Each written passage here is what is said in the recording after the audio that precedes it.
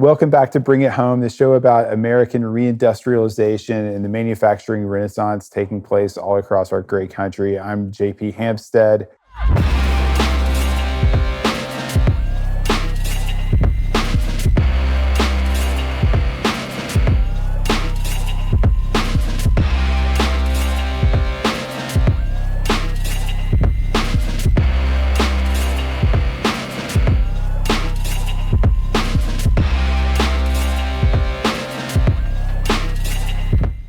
This week we have a really cool guest, Tom Kucharski, who's been instrumental in the revitalization of the Buffalo Niagara region. He'll talk about massive investments made there by Micron, Yahoo, General Motors, et cetera, over the years.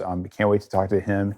First, let me dig into a few headlines, recent headlines. Probably the biggest one, NVIDIA announced that it would build approximately $500 billion worth of AI infrastructure in the US over the next 4 years through partnerships with TSMC, that's the Taiwan Semiconductor Manufacturing Company, Foxconn, Wistron, Amkor, et cetera. So NVIDIA, everyone knows, the chip maker, the meme stock, one of the world's leaders, if not the leader in the manufacturing of GPUs, graphical processing units that are key to so many of the new kinds of computing that the internet demands. This is huge. It's cool that they're working with all of these chip manufacturers to build in the U.S. $500 billion worth of business over the next 4 years. They've already started production at TSMC in Phoenix, at Foxconn in Houston, and Wistron in Dallas, with more to come. Novartis, the pharmaceutical giant, said that they plan to invest $23 billion in U.S. production sites. They're going to build and expand 10 facilities, including a large research and development facility in San Diego.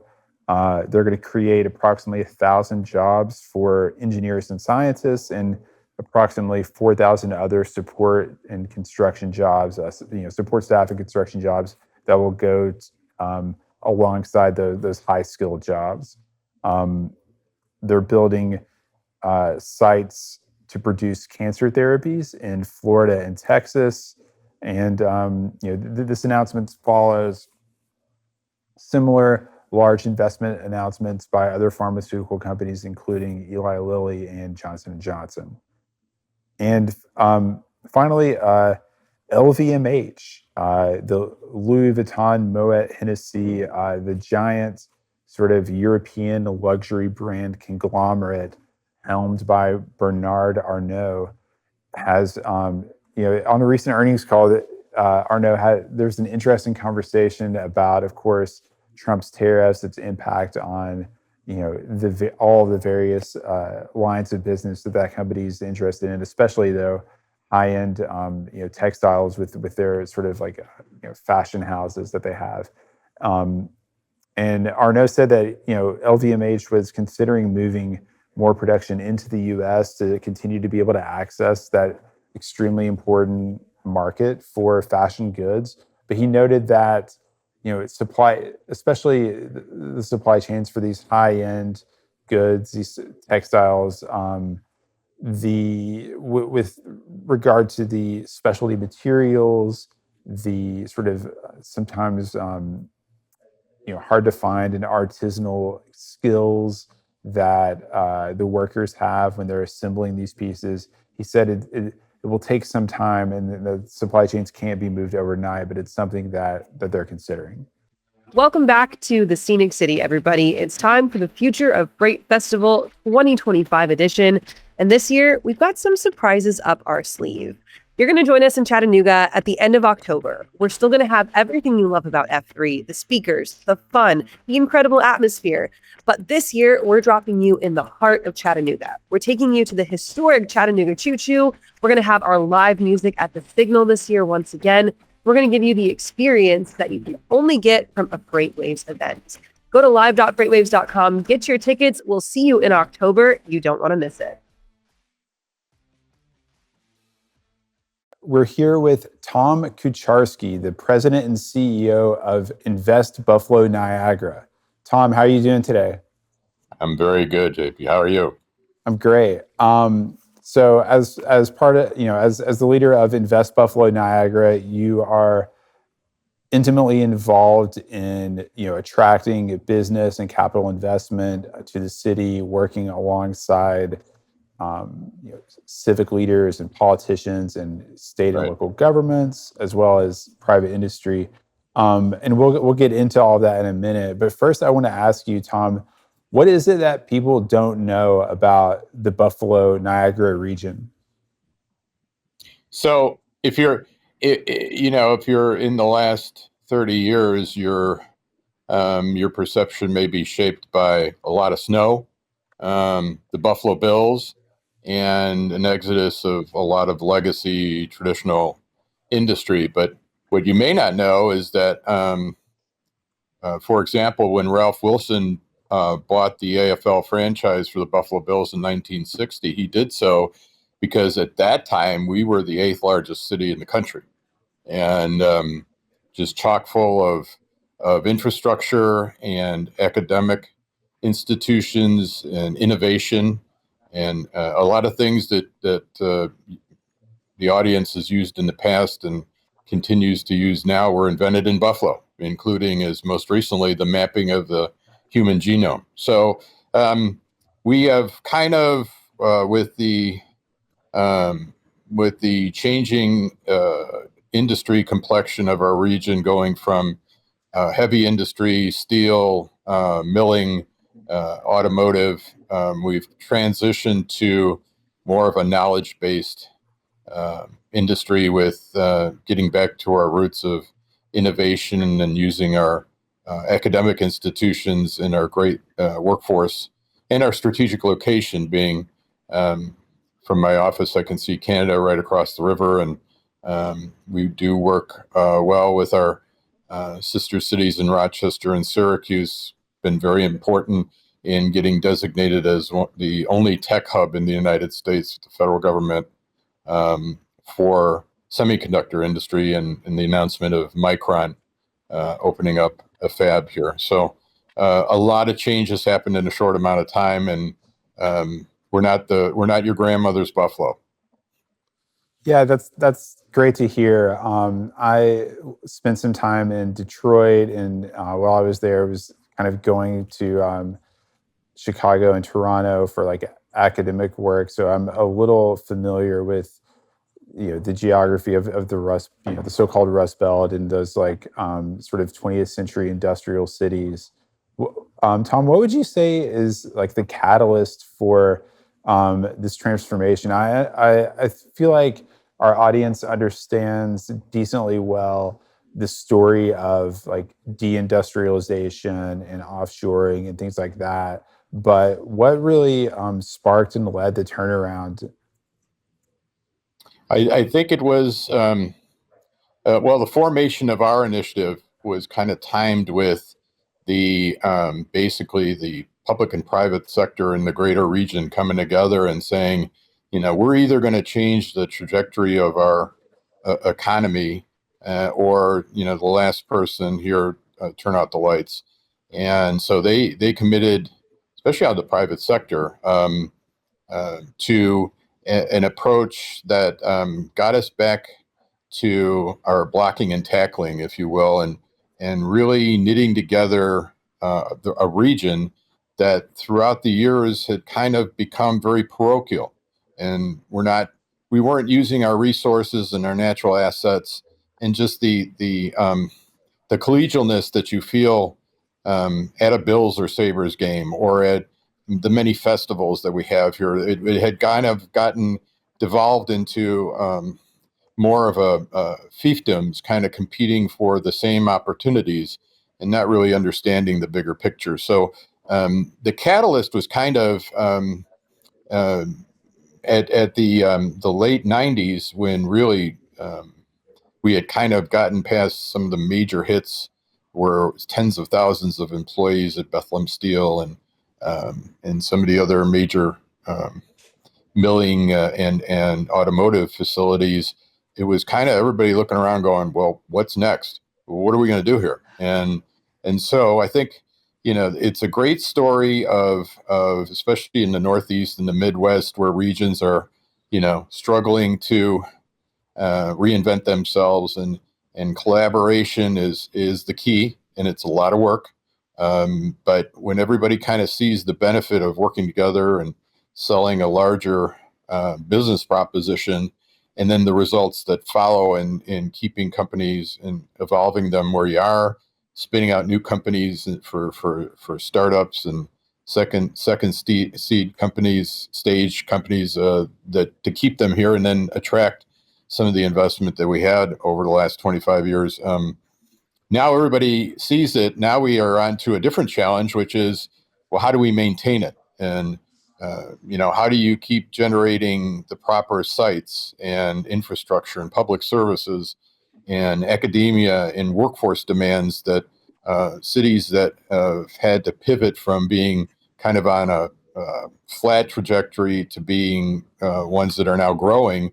A lot of those are not necessarily planned for properly. And so you kind of, to some extent, you have to build the bike while you're riding it. And that's our biggest challenge going forward. Yeah, that's fascinating.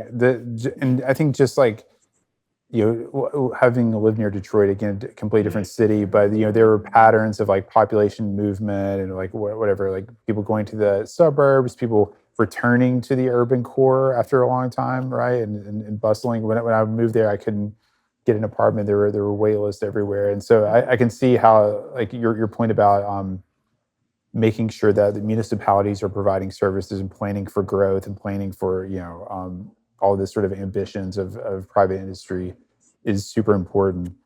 What are some of the notable deals that you've worked on, or at least been a close witness to, that the audience should know about, that have impacted the region of Buffalo, Niagara? So probably, and just kind of almost a stream of thought here, one of the biggest ones when we first started in the 2000s was to get our large GM facility here to reinvest in their plant, build a new one next to it, and really commit to the area to build uh, cars into the future. And then we started to work on a number of targeted industries and had, a lot of singles and doubles until we hit landing at the time Yahoo in one of their largest North American facilities up in Niagara County. We've landed Tesla and their solar panel and now their battery facility in the city of Buffalo. Just recently, we landed the one of the largest, I think there's 4 in the country, of Amazon distribution centers. This one is 3.2 million square feet and 1,500 employees, but it's a center that will be pivotal to this whole part of the continent in delivering goods in the future. And some really interesting projects on the medical campus, which is bursting at the seams. And we kind of specialize in genomics and proteomics, and we have a world-renowned cancer institute at Roswell Park. And a lot of people come from everywhere to go there. And so we started to attract companies that wanted to be aligned with these resources. And then we have a very, you go 20 minutes to half an hour outside of the city core in Buffalo, and you're into some pretty large agricultural interests. And we really specialize in milk production and dairy and yogurt and specialty cheeses. And Great Lakes Cheese just built a $600 million brand new facility in the southern tier of our region. So we've kind of been on a pretty good streak here. We've had 5 years in a row where we've had deals that were $500 million or larger in a lot of our targeted industries. So now it is, if you're in those industries, you kind of know where we are. And a big marker for a lot of the industries of the future is not only having power, but having water. And we're surrounded by the Great Lakes here, and at least Ontario and Erie. And we have the hydropower facility in Niagara Falls, which generates a lot of green power. So we're now on the radar for a lot of the semiconductor, battery storage, green tech, a lot of those companies of the future that want to have green inputs into what they're doing. And so we're hoping to continue that streak of having large announcements that'll anchor further development down the supply and science chain in some of these industries. Yeah, that's interesting. That's a common theme from actually the show's first episode, which was all about Memphis, Tennessee. Obviously the water resources, TVA, were cited as important factors in like Ford and XAI moving a supercomputer there. So, as a follow up to that, Tom, when we think about like General Motors, Tesla, some of these other very large enterprises deciding to invest in the region. What do you think have been the deciding factors, or at least factors unique to the region that have made a big difference in their decisions? So it's a good question. With heavier industry or industry that has a basis in their legacy, but is now looking to introduce technology and AI and transition their business to what they think will be in the future. Power is very important. We can deliver large amounts of it at a rate that is competitive with any place in North America, delivered 4 to 5 cents a kilowatt, and that's a treaty that is with the Niagara Falls facility that it has to be used within 35 miles of that. So that's really kind of the swath of Western New York, and then having water here. Water is becoming an increasingly valuable commodity. To have large amounts of it for manufacturing and to be able to get it to the facilities. And we've worked very hard over the last 20 years to kind of rationalize all of the water districts that were here to be moving in the same direction and be allied. So those are two big ones. And then quite frankly, the involvement that hasn't always been here, but is here now with University of Buffalo, Niagara, Canisius, University of Rochester, RIT, University of Syracuse, Cornell. We kind of have a powerhouse here as far as academia and partnering with. We have at the University of Buffalo, we have one of 4 supercomputers on campus in the country. So we have resources. They haven't always been easy to use. They're much better now to partner with business. And I think if you put those all together, plus a really good, loyal workforce that really enjoys living here, we have a joke that the second hardest thing is to get somebody to move to Buffalo. The first hardest thing is to get them to move once they've been here.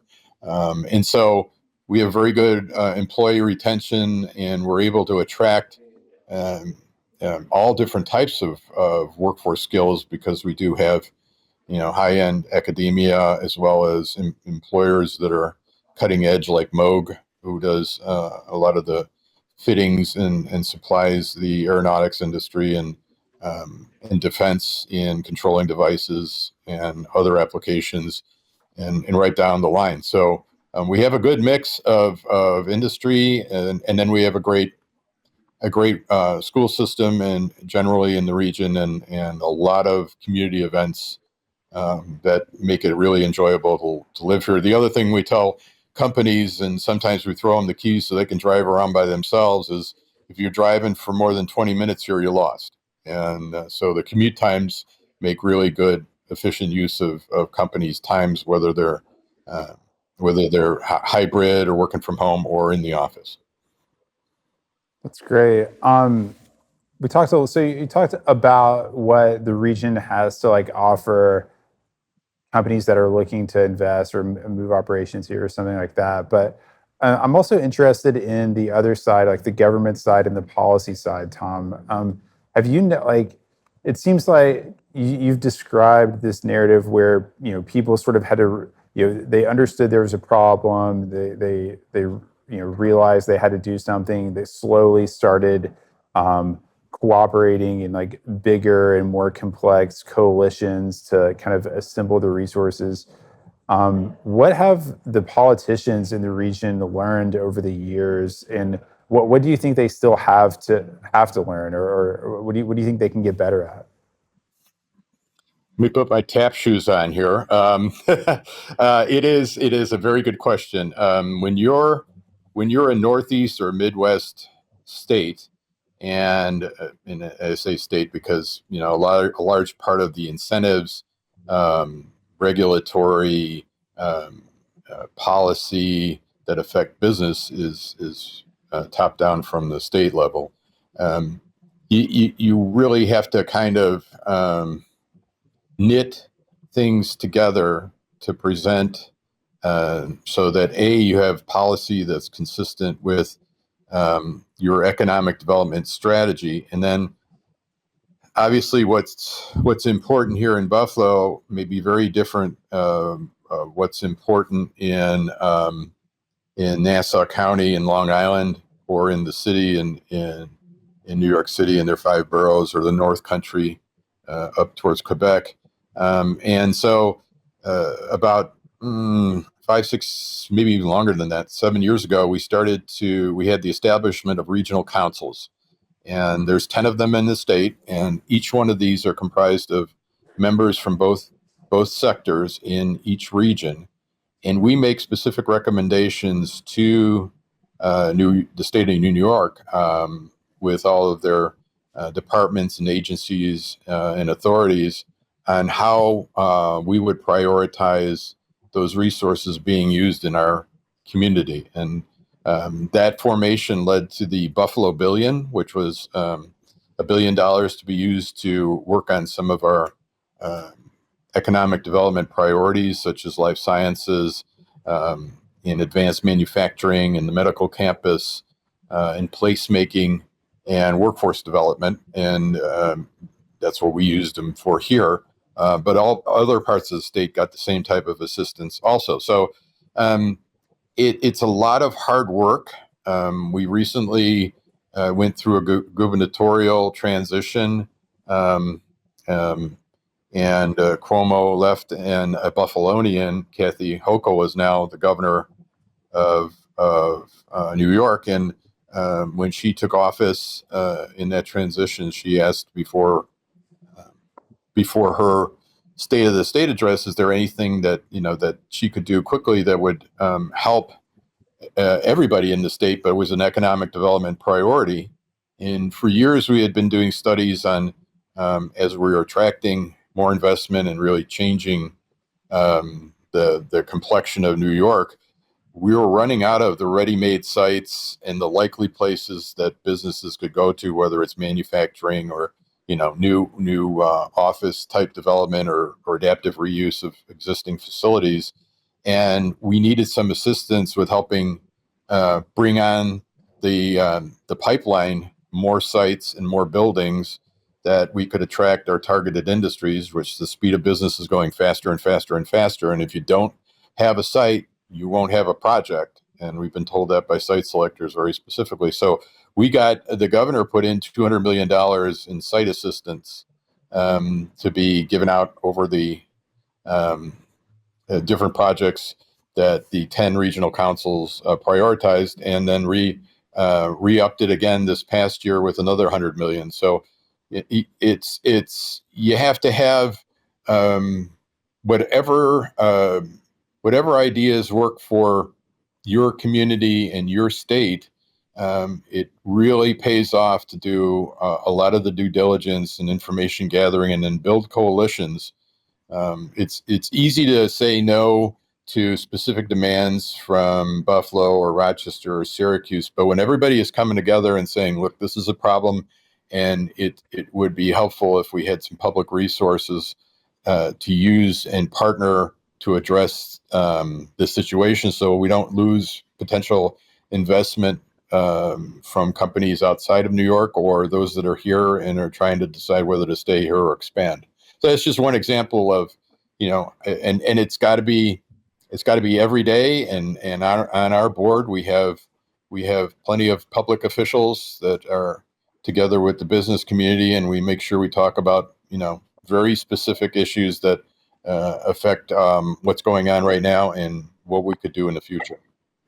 Yeah, no, that's a great example of this sort of like industrial or commercial site preparation, and kind of the way that you took feedback from site selectors and then were able to get the state government to invest in kind of almost developing and like packaging these opportunities for industry to take advantage, to take up, right? Right. That's fascinating. Can we talk a little bit about Invest Buffalo Niagara and just sort of the specific role that your organization plays in this kind of very complex process? Yeah, and it is a complex process with a lot of entities. And having done this, I got an MBA school in UB, and I went to Washington, worked for the federal government, then worked in the private sector in Maryland, Virginia, in Florida, in Pennsylvania, and then came back home. So I saw all different types of communities and states and different initiatives. And so there's an old adage that if you've seen one economic development organization, you've seen one. They all seem to be, kind of organized and tailored in different ways that are most appropriate for whatever region or municipality is being represented. So we had, before we were actually announced as an entity, we had, as I mentioned, the private and public sector came together, threw some money on the table, and hired a bunch of really smart consultants, of which many were site selectors, to say, what are you doing? Or why are you doing it? And what would be helpful to change and be more competitive and be properly resourced to represent the region going forward? And this was back in 2000. And so one of the things that was really important for our group, and we're a 501c6, so we're a business non-public-private partnership, but we also have a 501c3, which we use for like economic gardening and talent attraction and repatriation and those types of pursuits that we do. So what we did originally was we kind of said, look, we're not looking to take over all the other economic development organizations in the regions, the industrial development authorities, the chambers, the public entities. We're here to add value to it. And our lane is going to be marketing and promotion in a sophisticated way, and identify opportunities for investment, and visit with local communities in our targets to make sure that we're giving them the best chance to stay here. And so I think that did a lot to allay fears among what would eventually become the team, that we were not out to take their jobs or close their organizations. We then went about the pursuit of how do you build a really good economic development delivery system? What's involved? What type of information? Get everybody to use the same information. When the phone or the email or the text happens, what's my role? How fast do I need to respond back to an expression of interest to stay competitive? And so we hosted a lot of meetings. We had a lot of very difficult conversations. We were one of maybe 2 or 3 MSAs in the entire country that didn't have a commercial listing system for industrial and flex buildings. And so we built that. And it's now the realtors in the region use it. update it, police it, and it was a direct result of all the collaboration we did initially. So going forward, what we do is we're kind of the point organization for promoting the region, trying to secure PR opportunities for what's going on in our community, especially any interesting things that companies are doing within the target clusters that we're going after. We, as I mentioned, we have economic gardening, which is really identifying second-tier companies in the region that have kind of gotten past the startup mode. They're in a place where they're either going to decide to be here long-term or they're going to get picked off by another region. And so we invest time and effort into making sure they have all the resources that they need to stay here. We do talent repatriation. The campaign is called Be in Buffalo. And through use of technology, we're able to target former Western New York folks and those that we think would be interested in what's going on here. And one of the vehicles to get that message out is we use the Buffalo Bills. The Bills Mafia travels well and is situated in 72 Bills backers bars across the country. And so every year we work with them on events that are happening where former Buffalonians and Western New York residents are cheering on their team, but are maybe tired of sitting in traffic and can't afford a home, or are just really interested in coming back to the region, don't know that much about what's going on, maybe just come back at holidays and visit their family. But then we provide through sending them to their email to a website that provides all the current information that helps them with job searches if they're interested, to provide trailing spouse information, and really tries to stem the tide, which we were able to do. The last census, we actually grew for the first time in 30 years. And so something's going on. And surprisingly, when we did the follow-up on who actually moved here, we thought that it would be mostly former residents that felt like they had to go away to pursue their career, and it wasn't here. We were actually very surprised that the largest number of folks that moved here were coming from somewhere else and had no previous association with Western New York. So that's a good sign that some of our messaging that we're getting out, that it's not the same old former industrial city. It's an international zone that really has a lot of technology and has a lot of academic support and is a great place to live. That's great to hear. It's great to hear about the growth as well. Tom, before you go, I would love to hear from you, kind of looking, into the future, peering into your crystal ball. In say 10 or 20 years, how will you know that the work you've done has been a success? What will Buffalo look like? What's sort of like the victory metric for your organization? I think right now, to answer that question, I think I would say that our piece of it and the other pieces, if you look at the complexion of any community, we have the traditional manufacturers, maybe long-standing Buffalo companies. We have a bunch of new companies. And we have the public sector, and we have these new initiatives.